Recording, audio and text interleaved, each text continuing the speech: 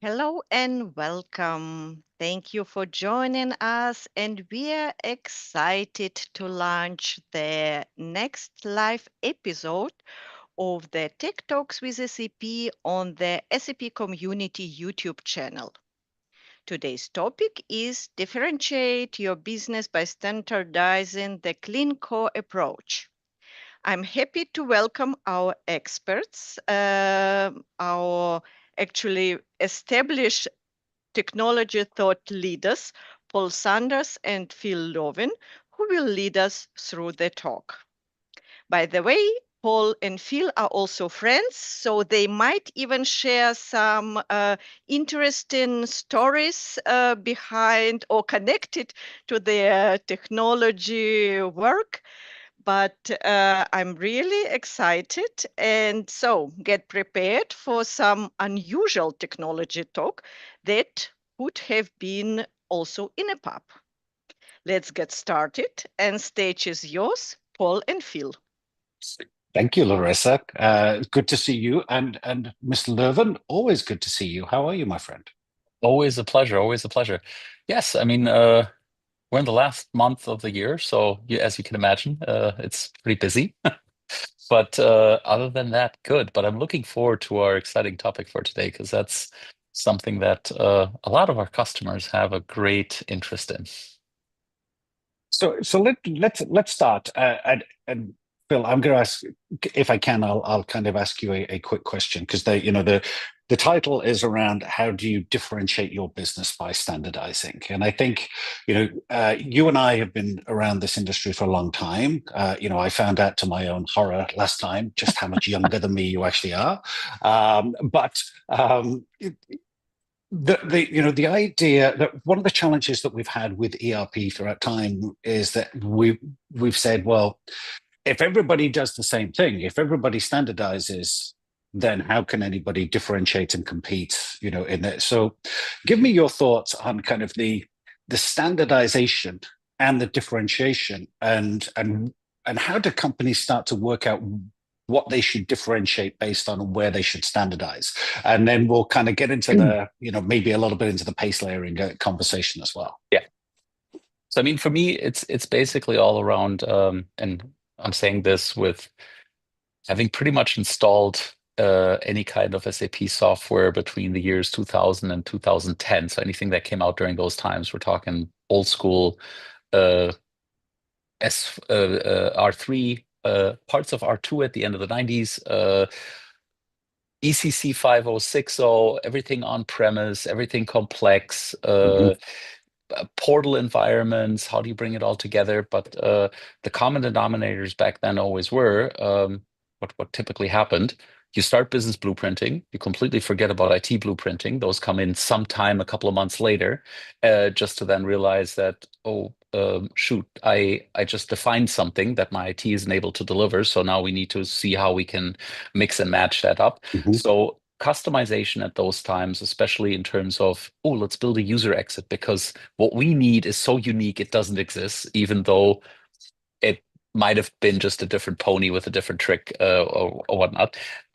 Everybody started to customize the heck out of the system. Why? Because that's how consultants did it. That's what we lived through and so on. So mass customization, mass individualization was the way that you differentiated your way. But now moving forward, we're going cloud centric. We go trying to go on a path where upgradability is a key need in order to be able to be agile, to scale up, to move faster onto new capabilities. And with massive customization, upgradability is the thing that is going to be basically always falling off the bandwagon while you're trying to tread towards your goal. So as such, I think the way you need to differentiate is actually understand where are your niches where you can shine based on standardization so that you never lose speed while you're accelerating.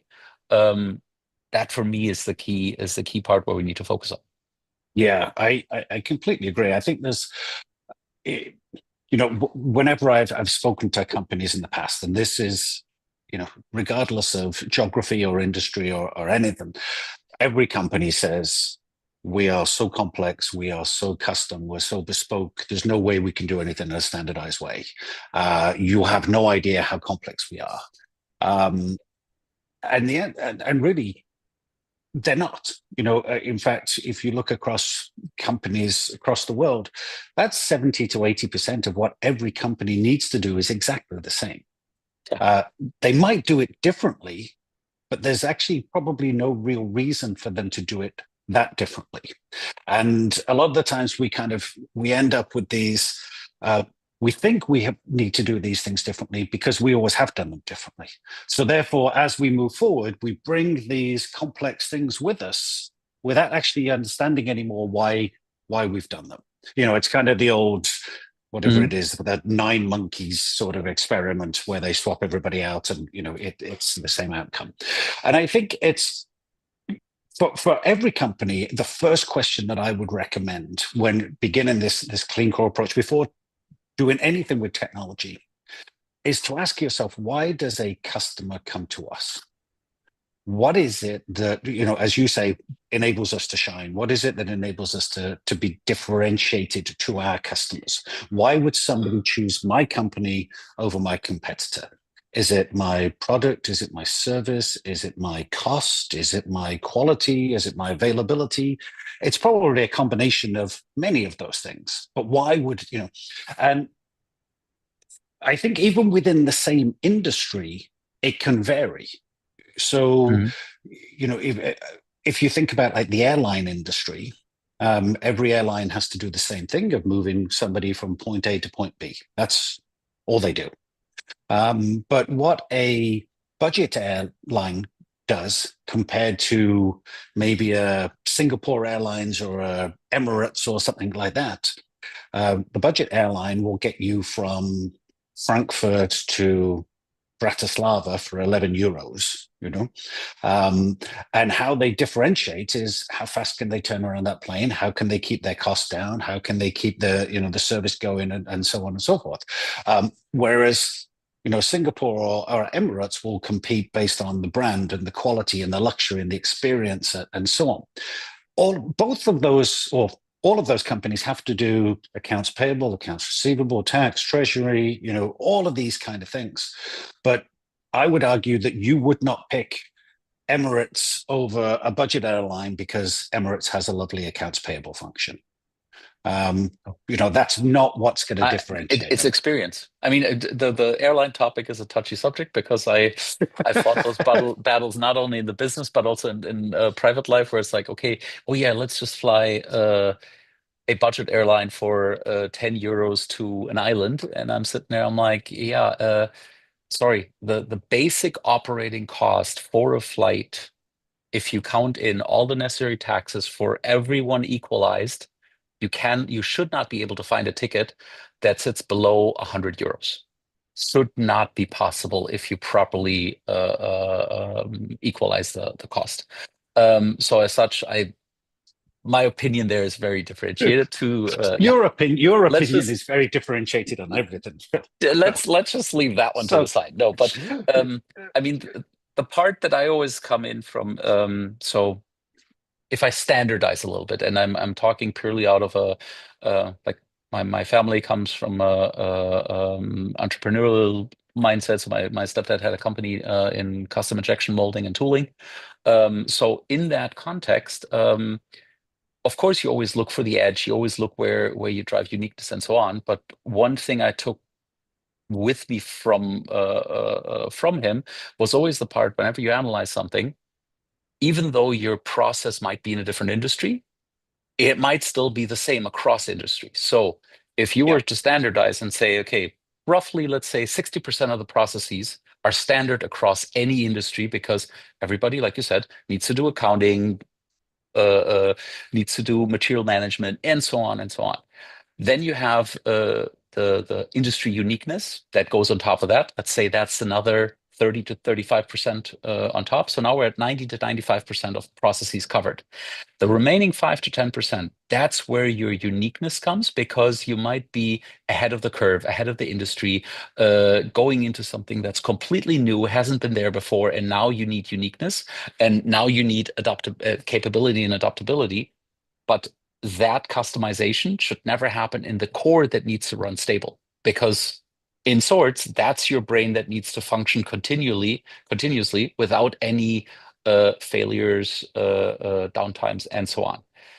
But that uniqueness part, if you now push that to the edge on a platform that can help you scale that part, for me, that's the part that I'm looking at always. So it's always for me if you take this clean core concept, it's a mindset and philosophy perspective to understand why you're doing this and what is in it for you, supported by a governance and guideline that lay the foundation for a flexible, future-ready ERP, or if you want to, an anti-fragile ERP to connect to our last session.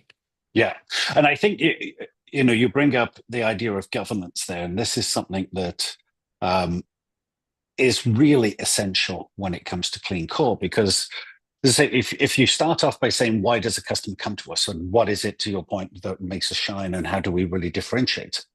That means that everything that does not differentiate us to our customer is, by its very nature, standard or non-differentiating. And it's very hard to tell somebody that they do a non-differentiating job. It's like, thank you for your service. Your job is non-differentiating. It's incredibly important. And I think this is one thing that's really critical for people to understand. Something that is non-differentiating, it's not unimportant. It's incredibly important. It is, it's like you were saying, it's kind of like with your body, it's the ability for your heart to beat without you thinking about it. It's the ability for you to breathe and so on. Those are the automatic, that's the word I'm looking for, automatic things that just kind of keep going. But I think it's, one of the things that we often hear about, and I wanted to get your thoughts on this, is clean core means adopting standardized, quote, out of the box functionality. Mm-hmm. What is this box that people talk about? Is there really one? And so give me your thoughts on it, because that's been something again that people have said for the longest time. So let me put it into a different context. I mean, let's talk best practices. That's the same out of the box concept, if you want.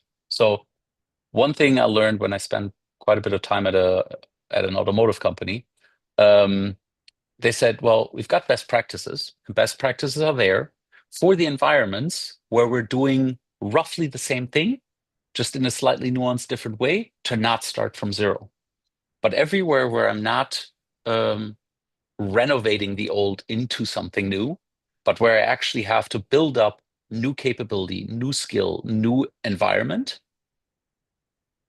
I have to weigh in on whether or not best practices are of use, or if I need to scratch them, put them off to the side, put them in the shed, like store them so that they're there if I need them, and then build on a new set of best practices that I define in the process of where do I want to go, what's there, and why do I need something new. And if I may take that on that verge, we had this discussion a couple of years back prior to you joining SAP on the topic of pace layered architecture. I mean, and everybody keeps looking at me when I talk about it, because I mean, the concept of pace layered architecture, so having a system of record, a system of differentiation, a system of innovation, is something that you can always baseline on. Now, what we also did in one of our messagings, where we said, okay, we got a next system of intelligence. So if we bring AI into this, my system of record paired with AI actually becomes a renovated, rejuvenated, not system of record, not legacy, but more so a system of intelligence that helps me further advance, further spread system of differentiation, system of innovation levels. But as such, I always need to understand that foundation that I have needs to be structured, needs to be safe, needs to be very governed and very defined to a standard, so that everything that gets built on top of that can differentiate and move on and innovate into something new. Yeah. And so, if we talk about kind of the key parts of adopting a clean core, as we say, it starts off with what differentiates us. What can we standardize on? The governance piece is incredibly important because at some point somebody will say, I have to do this differently. And this is where governance has always got a bad rap. Governance is thought of a thing that blocks people. But if done well, governance is actually an enabler, or something that removes the hurdles and says, look, here's the guardrails that we have. We're all heading in this direction, and we're going to help you kind of get there. There's one of our customers has done a spectacular job of moving from a heavily customized environment to a clean core approach. And they spent their entire first year just working on governance because they knew culturally, internally, they were made up of so many different smaller companies and entities and different cultures and so on, that they had to get the governance right. And I think this is one thing that's really important. So once you've got to that governance, you've understood. Sorry, go ahead. No, completely with you. The one piece I want to emphasize on this. So governance, yes, but if you're doing that, and if that means you need to break with current culture traditions, the one thing that a lot of people usually forget is change management. And to make that one very clear, for me at least, change management doesn't mean you've got a communications plan. And I don't mean this in a bad way, because a lot of people are like, oh yeah, we're communicating on this and so on. But it's like, pick the people up at their discomfort level and bring them properly in. And don't narrate a communication strategy that is supposed to entail, oh, by the way, we did change management because we communicated it out. That's not, I mean, the classic one, strategy is eaten by culture for breakfast. It's I think so, and that kind of brings me on to another thing that comes along with change management is the idea of internal politics, which every company has. And I think culture eats strategy for breakfast, but politics doesn't let either of them know that breakfast is happening. And I think this is where and you will never in any business applications program, modernization program, transformation program, you will never change a company's political views. I mean, but you have to be aware of them. You have to be aware of how these things work and to be able to deal with them, because politics, does happen. But I think that, on the change management piece, it's around making sure that it's kind of that, at some point you have to be able to disagree and commit. To say, look, well, this is not about making everybody happy. This is about doing the right thing for our customers, doing the right thing for our business, doing the right thing for all of us together. One of I think the problems when we went through kind of the nightmare that was best of breed, when the finance department picked what was best for finance, and HR picked what was best from HR, and sales picked what was best for them. Mm-hmm. And then you ended up with software systems becoming kind of proxies for internal political battles. But you had when that happened, not everybody was on the same puzzle diagram. So one side picked I've got 1,000-piece puzzle. The other one came with, I picked Duplos. And the third one came and said, I picked Legos. Now, why don't these fit together? We all got our things and the interconnecting. So we're back to the integration topic, obviously. But for me, that's that friction. So if I go back to that pace layered piece, systems of record, systems of differentiation, systems of innovation. Each one is their kingdom in their own, depending on who runs it. But those fine lines in between that basically segregate the one from the other, that's where your turf wars happen. That's where your politics happen a lot. Who owns what? How is it integrated? Who gets to dictate down how the piece should happen? Agreeing to disagreeing is the one part. Managing that change is the second part. But those vital pieces, if I now come to the clean core and its dimensions, so looking at business processes and harmonizing, not balancing, harmonizing. extensibility, so decoupling extensions from standard. That needs to be a very efficient one. The data perspective, so control the data according to the latest standards, and making sure that you also, this is one of my pet peeves coming out of a also startup environment around data. You can swarm data to people, but you can also just dump the data on them without being able to make sense of it. So having the right amount of data at the right time at your fingertips to make decisive decisions.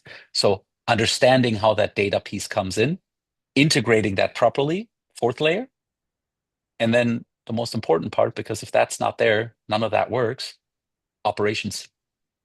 So how do I operate that? How do I manage the upkeep, the maintenance, the support, that it just functions and it's smooth sailing from there on?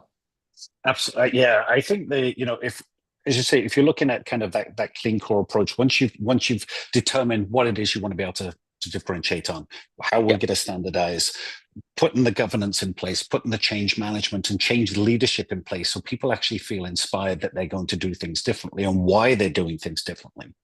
As you say,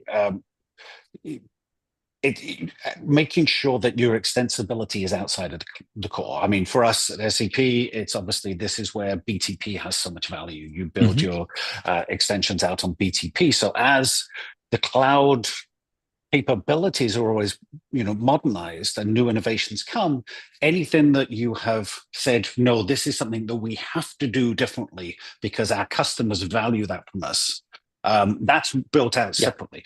The thing that's really important, and why I think pace layering is still a really valuable way of looking at things, is that what you built today may over time no longer be what differentiates you. And it may become something that is now needs to be part of the core. Either SAP has delivered that as part of the core, or for your business, that is just something that is a standard way of working. So this is, again, is where the governance piece comes in, because as you mentioned, today's best practice might not necessarily be tomorrow's best practice. And that might not be the day after. So you can't just say, well, we do best practice. And then you go, that's great. What are those? Well, they were something that we came up with in 1997, Coming back to the retire the best practices if you want to innovate into something new. Exactly. But if you like taking that pace layering aspect and you like what is typically done in IT, let's just map our systems to what kind of system is it? A system of record, system of differentiation, system of innovation. I would also see it as more of each system has sort of a personalized elevator that you can actually move between the segments depending on what is on the agenda. Like if you're a system of differentiation for now, that you're in that phase, but that phase usually lasts only a couple or several years. So then you need to decide, do I rejuvenate this and move it back up to innovation? Is it a standard thing that I need to maintain? And does it contain data? Do I push it down to system of record? And that is, it's a constant moving thing. It's not a isolated, solidified piece of governance structure that is stonehenged. Yeah. So if you can have a think like, to make this kind of more tangible for people, I often think of things like retail is a great one because retail changes so fast, and what was innovative, 10 years ago is no longer. So think of things like ship to store. When that first came out, and I believe it was, I think it was an Adidas thing or a Nike thing in New York, where they were shipping sneakers to the store because people didn't want them left on their front stoop and would get stolen. So, and that was truly, truly innovative. Nobody really thought about that. Then over time, that became differentiating. It's like, hey, we can, you can order from us directly, you can come into the store, or you can do this. I would argue that today, for a retail company, ship to store is pretty much system of record. Everybody expects it. There's nothing, that's just, and there are these kind of, all of these kind of capabilities, things that were once differentiating or truly innovative, over time become, well, that's just how we do things. That's Yeah. what I expect. Are there, I mean, take the simple process. You order an iPhone. Mhm. 20 years ago, if you were to even have a website that you can order something from, clicking on a button to tell you exactly the time, the day and time when your order arrives, impossible to think of. Yeah. Even 10 years ago, that was somewhat out there. So yeah, yeah. And now, you can get pretty much anything delivered, and you can kind of even see the little map of where the person is. And I love, some of the companies where probably around this time of year, the van will look like a little Santa sleigh as they're kind of delivering things. And at my age, Phil, those are the things that keep me going. I mean, even from a geographic perspective, what I love. So my wife lives in Hamburg. Since I'm moving to Hamburg in January, one of the things that I'm going to miss definitely, whenever I order something in Switzerland, the driver actually texts me and says, "Hey, by the way, I'm going to be there in the next hour. Are you going to be at home, or do you want me to leave it somewhere?" In Germany, I've never heard of that. When I tell that to people, they look at me like, "Really? They do that? Like normal DHL does that?" I'm like, "Yeah, they do. They're able to do that." So I know we don't have much time, but I think you bring up a great point there, because when we're talking about kind of what should go in the clean core, what should differentiate, what should innovate, that might vary from country to country, or geography to geography, or even within the different parts of the business. So what's your thoughts on, if you have a global company, a conglomerate, for example, that has multiple different businesses, how do they adopt clean core without making it kind of a Venn diagram of overlaps, and you just pick the tiny little thing that everybody does the same?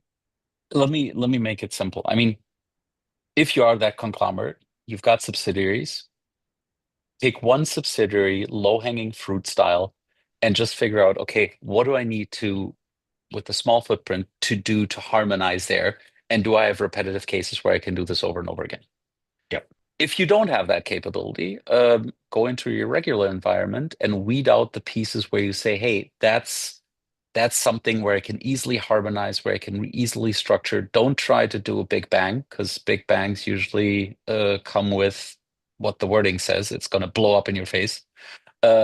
So dissect, digest, analyze, involve the people, and especially if you've got a people part in there where you see they're thinking innovative, they want to drive acceleration, they want to scale, use that energy that's there to help you not only transform the part of the business on the outbound perspective, but also on the inbound perspective in terms of processes, in terms of capabilities, in terms of governance.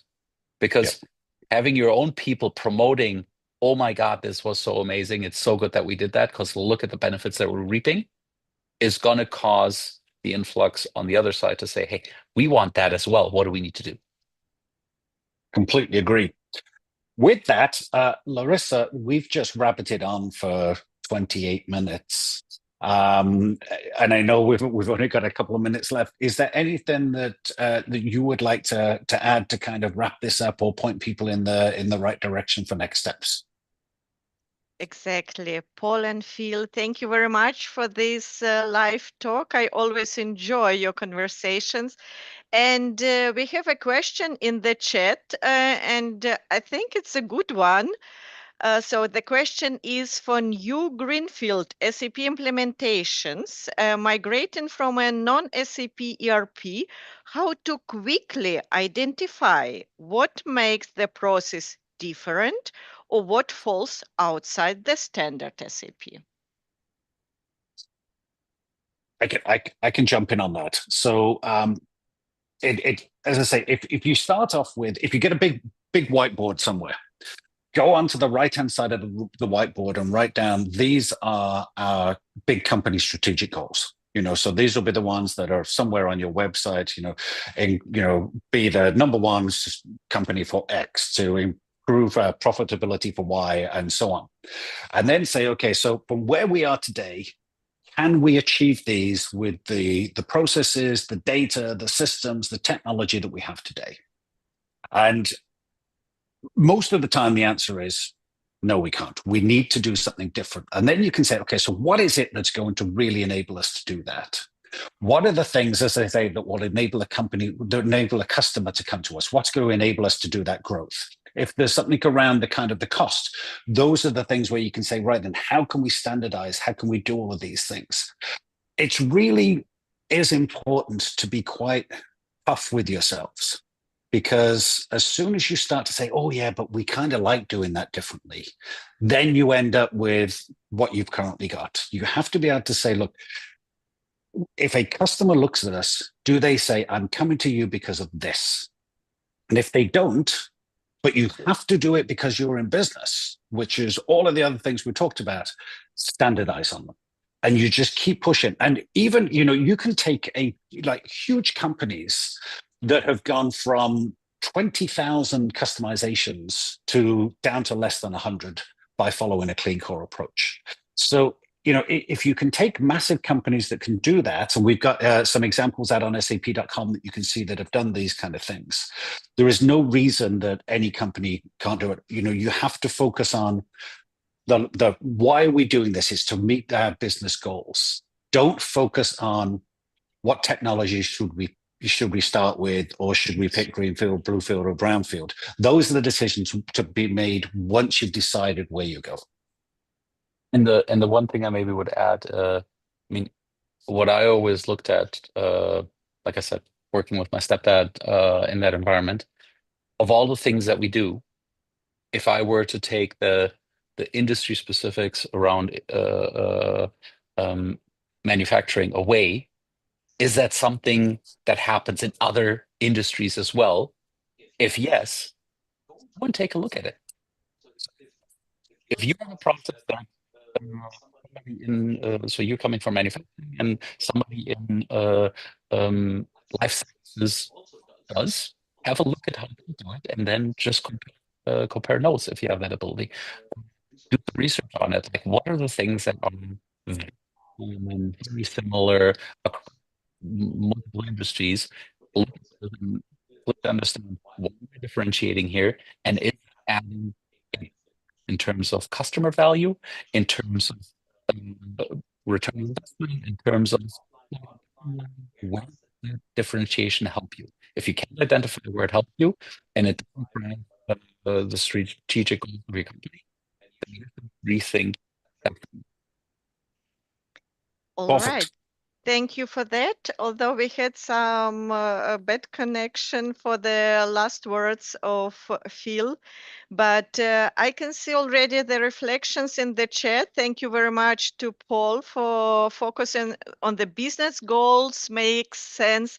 And if I can summarize your comments, it's like all about business. Be connected to your business, understand your business, reflect regularly on your business, and especially if you have an aspiration to be a leader, it's just a must do for every company to do this in probably in iterative way. So regularly checking where are we now? Are we on the right path? And what else we should do to move in the direction that we desire. I have one more comment. Somebody who is also working every day in the context of SAP S/4HANA migration. Thank you very much for the insights and for this talk.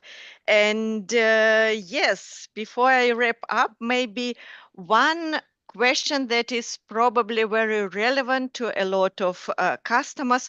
What are the main challenges on the way to clean core? And before you take over, Phil might check his headset to make sure that we can hear him properly. And then, yes, so what are the main challenges?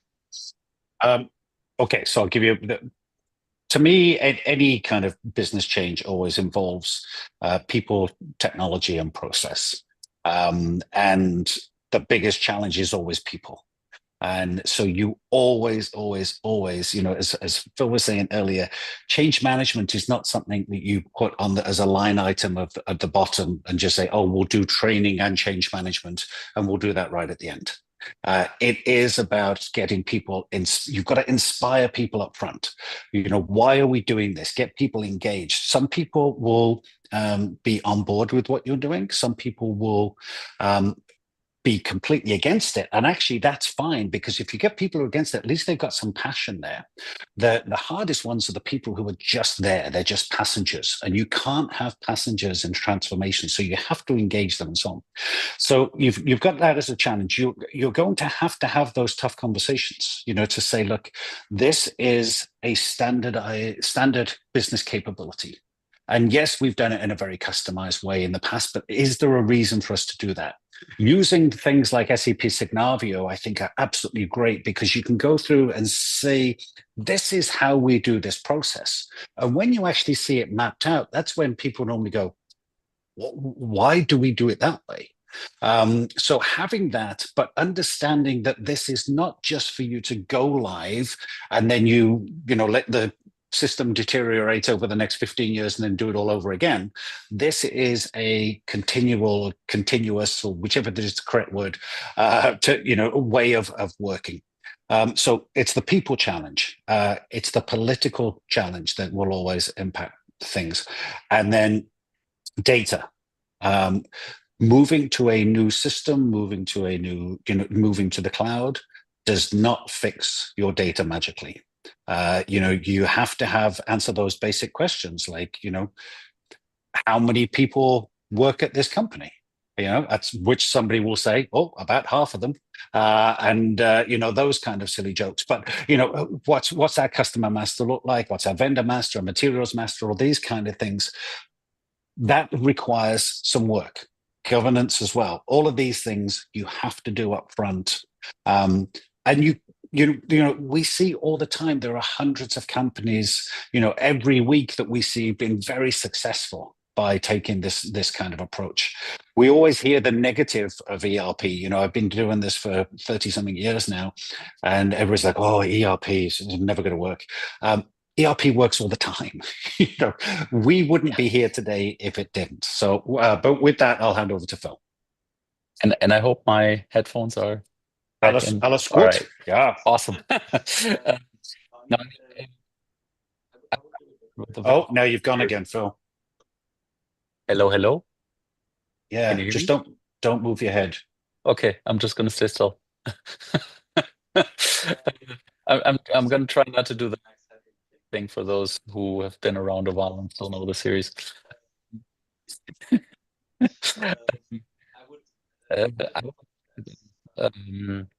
With a simple analogy, if for all those people out there who have a garden who they need to upkeep, it's not a do it once and it will maintain itself.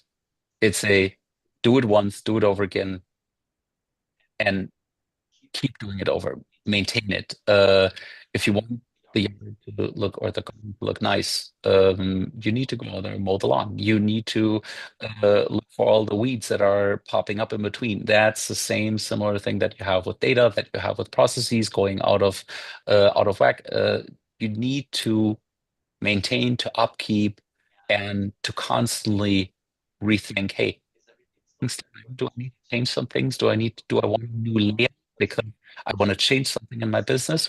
Everything else needs to adapt to that, including your IT, including the infrastructure that sits below your IT, in order to be able to scale. Yeah, I love that, and I think it's not just it's kind of nurturing as much as it is maintaining. You have to enable things to grow as well. Yes. So I like that analogy, Bill. I'm going to steal it. Exactly. And our audience actually like this garden analogy very much as well. And we have comment on this in the chat. And with these great closing words, thank you, Paul. Thank you, Phil, for being with me today. And to the audience, thank you very much for joining. We plan to continue our Tech Talks with SAP format next year, so stay tuned. We will announce them on SAP Community YouTube channel. So if you are subscribed, you are most probably will get notification. With this, thank you very much. Have a nice day and bye-bye. Thank you. Bye.